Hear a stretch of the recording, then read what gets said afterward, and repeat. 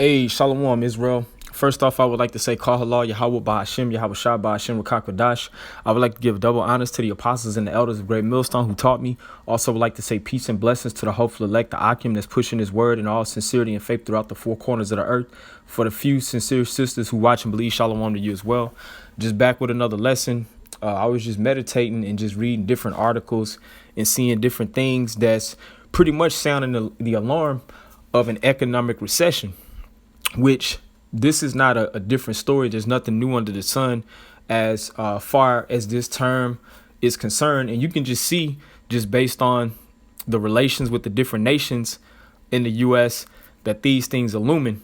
Now, in this article is by J.P. Morgan Chase CEO Jamie Dixon. He pretty much warns there's a recession ahead. This is in the New York Post. So, and this was posted today.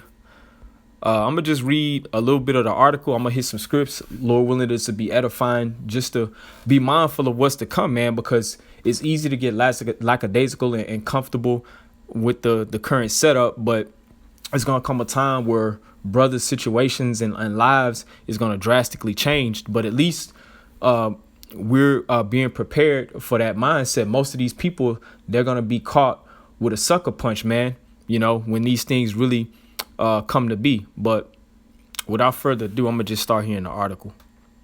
It says J.P. Morgan Chase CEO Jamie Dixon warned on Tuesday that a recession is on the horizon thanks to the continued trade tensions with China. And that's not any new news. The U.S. has always accused China of being a currency manipulator, man. And China and the U.S.'s relationship goes hand in hand because the U.S., of course, is the biggest consumer society, and China, they're the biggest producers. And, the U.S. imports the most of their goods. So they need each other, But that break, that whole tension in that relationship, that's just going to be a component that's going to lead to this economic recession that this Chase CEO is talking about. It says, of course, there's a recession ahead, Diamond said during a morning call with reporters after the bank announced its third quarter earnings. And most likely those earnings are down percentages from where they were in previous quarters. You can look that up for yourself, but that's my speculation on why he would make that quote.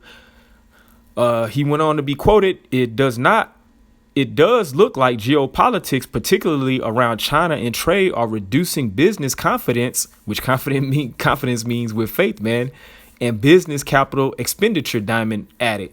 So pretty much these high CEOs and people that are in high positions within these corporations, man, they're losing faith, in this economy. So as we always get into America circling the drain, it's just running on fumes at this point. It's just a big bubble at some point that's about to burst. And it's just going to cause havoc in every aspect of life for people, just as the scriptures say such. So without further ado, I'm going to actually hit some scripts. I'm going to hit a few scripts. I'm going to go.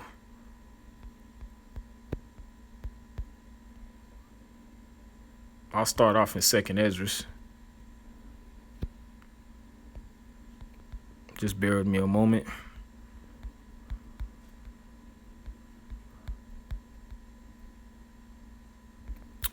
Yeah, that's not what I wanted.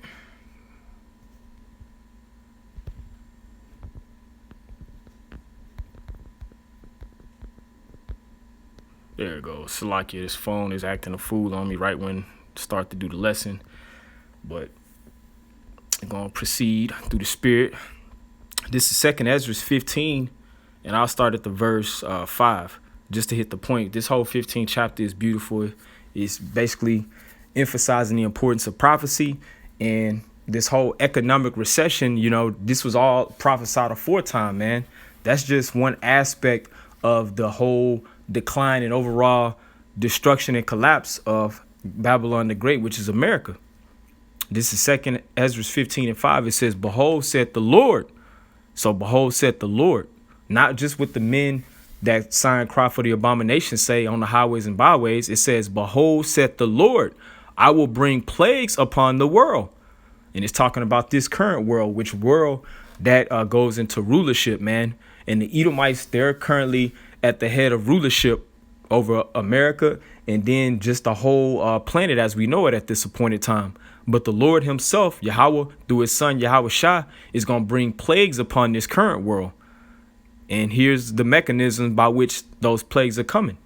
It says the sword, and everyone is pretty much strapped up. You know, it's strap season. Everybody wants smoke and they're going to get it in the times that we're coming into, because the sword is basically, it can equate to any instrument that is used to kill and put somebody to death. And there's 1,000 ways to die in Great Babylon. It says the sword, famine.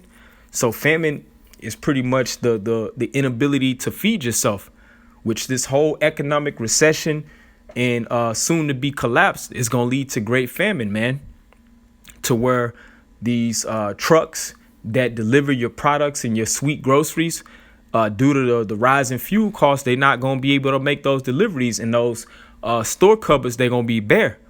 So that's going to lead to great famine. And then, of course, death and destruction, because, you know, those are results of famine is death. And then people are going to be raping, robbing, and doing whatever they got to do, looting to feed themselves in the times to come. And it ultimately says destruction, too.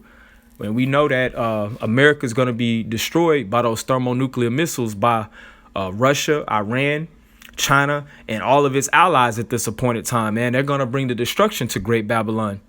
And here's the reason why. It says, for wickedness hath exceedingly polluted the whole earth, and their hurtful works are fulfilled. So that's what's coming to the earth as we know it. You know, that whole economic recession that's coming, you know, that's just a byproduct of the overall calamities and destruction that the Most High has reserved for this place, man. And I mean, in every aspect, you can just see plagues just touching this world as we know it right now. I read an article last week that says STDs are in an all-time high. So that's another way as well, because another plague is pestilence, meaning diseases, man. You know, diseases is going to start running rampant. And of course, Esau the devil, he actually engineers disease. So these are just ways that are going to ultimately bring all of these plagues and destruction of this place. And of course, that economic collapse, that is a big domino piece that's going to make the rest of the dominoes fall. That's pretty much why I kind of introed on the economic aspect of it. But, you know, that's just going to cause a domino effect of destruction. And, you know, you got the Senate in Congress, and they coming up with all of these ideas. Everybody's arguing, you know, the left wing, the right wing. You got Jake, you know, putting their 2 cents in. Everyone has an opinion about which way we should go. We should impeach Trump. We should do this or do that. We should take troops out of Syria, you know, however you would, you know. But at the end of the day, the point being made, it ain't going to be no solutions to basically hold back the plagues and the economic recessions and the overall destruction of this place, man. You know, the Lord said that he going to destroy this place and bring plagues upon this place, rather. I'm going to get Jeremiah, actually. Salakia. This is Jeremiah 51.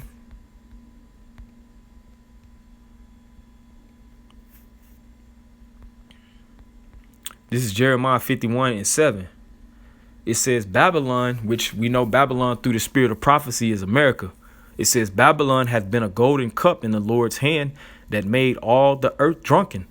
The nations have drunken of her wine, therefore the nations are mad. So all of these different nations, including China, who's manipulating their currency, and they're basically going at a full throttle trade war with China right now. And that's just showing that the nations are mad. And China's not the only nation that's mad right now, man. Saudi Arabia, the Russians are making moves. Of course, the Iranians, man, you know, that elephant in the room, they're mad as hell. They want to destroy the state of Israel, which that's the chief synagogue of you devils, you red Hebrew Edomites, man. And the reasons why these nations are mad, because they've drunken your wine, your philosophies, and they figured out that it's not beneficial to get in bed with the whore, because the whore basically takes you away from your customs and your standard of life and you in debt and servitude to the ways of Babylon, man. It says Babylon is suddenly fallen and destroyed. How for her take balm for her pain? If so, she may be healed. And that's the sentiment of a lot of these Americans over here who are fat as hell with bad diets and are just more stupid than ever. You know, they want this place to continue in all amount of wickedness, man. But that's not going to be the case. And if these people, these peons, you know, who through ignorance could have it their way, they would try to heal Babylon some type of way, man. It says we would have healed Babylon, but she is not healed. Forsake her and let us go every one into his own country, for her judgment reacheth unto heaven and is lifted up even to the sky. So, you know, that wickedness had exceedingly polluted the whole earth through the ways of Babylon, man. So it ain't gonna be no healing Babylon. All of these different nations that were once in league with Babylon and made alliances, they're gonna turn their back on Great Babylon and go into their own country and look out for the interests of their own people. So you simple Negroes in America, man, you've just been beat down since you were drug over here. So there's no reason you should be on a coalition to want to heal America. You should be the first ones in line with the destruction of America. But continuing on, man, because as I was reading in that article, you know, the economic recessions, you know, and then fuel costs, of course, is going up. You know, it's just going to lead to a lot of different things, like the scriptures talk about in Ecclesiastes, the 12th chapter, the grinding shall cease, meaning the ability to earn through jobs and all of these different businesses, man. That's going to slowly but surely shut down, man. You know, and then mainly the main wake up call, rather, that's going to really touch these people that reality has finally hit home is famine, you know, due to the economic recession and collapse, you know, because when people don't have the ability to feed themselves firstly and then their children, that makes people do some pretty desperate things, man, you know, because that's one of the worst ways to die is by the famine, you know. And the beauty for the elect, the hopeful elect that's out there making their calling an election sure by preaching his word, man, the Lord said his servants were going to eat. And just through faith, we're going to have to rely on the power and the spirit of the Lord to guide us and not on carnal means like these people do in this world, man, you know. But these things are coming and we're in the midst of Great Babylon. So we're going to have to feel the wrath of certain of these things. But if the Most High is on our side, we're going to ultimately be delivered. We know that because it's written. But this is a Lamentation 4:9. It says, they that be slain with the sword are better than they that be slain with hunger. And that's the time that we coming into, man. It's going to get so bad to where people going to be one a quick way to go back to the spirit world, man. You know, basically when you go through famine and your body is eating itself, that's a very slow and tormenting way to die. You know, and the scriptures say that being slain with the sword, that's better than being slain with the hunger. It says, for these pine away stricken through for want of the fruits of the field. So the fruits of the field is not going to be readily available to these people in America no more, man. You know, everything is being brought to a cease. Like I quoted Ecclesiastes 12 earlier, the grinder shall cease, man. The hustle and bustle and all of the business and transactions and ways to increase, man, that's about to be put to an end. And also, too, just through the spirit that the Edomites, they're really trying to find a way to attack this word. And the Israelites, they're starting to take brothers' channels down. There's going to be a famine of the word as well, you know, which that's probably just as big, you know, especially for the nation of Israel, the 2/3 that are reserved for that judgment. Because you ain't going to have the ability to no more really get this word. That's why the scriptures talk about that there's a period of grace, liberty that we have in Yahweh Shah to get ourselves right and repent before the judgment comes. But a lot of our people, while that window of grace is open, they don't want to get on board. But it's coming now. Now that all these prophecies popping like popcorn, man, it's going to be a little too late when you try to slide in there, man. We ain't going to be always on the highways and the byways and putting up these videos, man. You know, It's a beautiful thing, and I'm appreciative that the apostles going at the hard level that they going right now. I'm in awe of it, how enthusiastic that they are after 30 and 20 plus years of continuous labor putting in this truth, man. And they still go out with all manner of fervence. So it's a blessing, and brothers should really take heed and just soak up that wisdom and just apply, you know, and just get on a level through the spirit of faith as quickly as possible, man, while we have that opportunity for ourselves even, you know, because that opportunity is not what always going to be there to really get this word, you know. This is Amos 8 and 11. It says, behold, the days come, saith the Lord power, that I will send a famine in the land. So an actual famine is coming in the land, you know, due just to the economic collapse. That's going to cause a great famine in the land. But also on the spiritual tip of famine is going to come too, because really this word, this is nourishment, man. The scriptures tells us in Isaiah 33 and 6, wisdom and knowledge shall be your stability in the times. So having a stable mind just through the spirit of faith, having this proper nourishment in the spirit, that's going to be a valuable necessity in the times to come. It says, I'll read it again. Amos 8 and 11. It says, behold, the days come, saith the Lord power, that I will send a famine in the land, not a famine of bread. So it's not talking about a physical famine, not a famine of bread, nor a thirst for water, but of hearing the words of the Lord. So it's going to be a famine. It's going to be a drought season for hearing the words of the Lord and being able to partake of this beautiful wisdom, man. All these people that scoff and mock and come with all of these various doctrines just to be contrary to the true men that set up in the spirit, hey, they spirit is going to bear witness that we were the true men of the Lord. And hey, they going to feel real low in that day, man, you know, when the famine of the word hit. So it's just going to be multiple famines, you know, whether physically not having the ability to eat through the economic collapse that's coming, and then not knowing what to do because you spiritually empty. You don't have the wisdom and knowledge and understanding of the Heavenly Father to navigate your way through this valley of the shadow of death.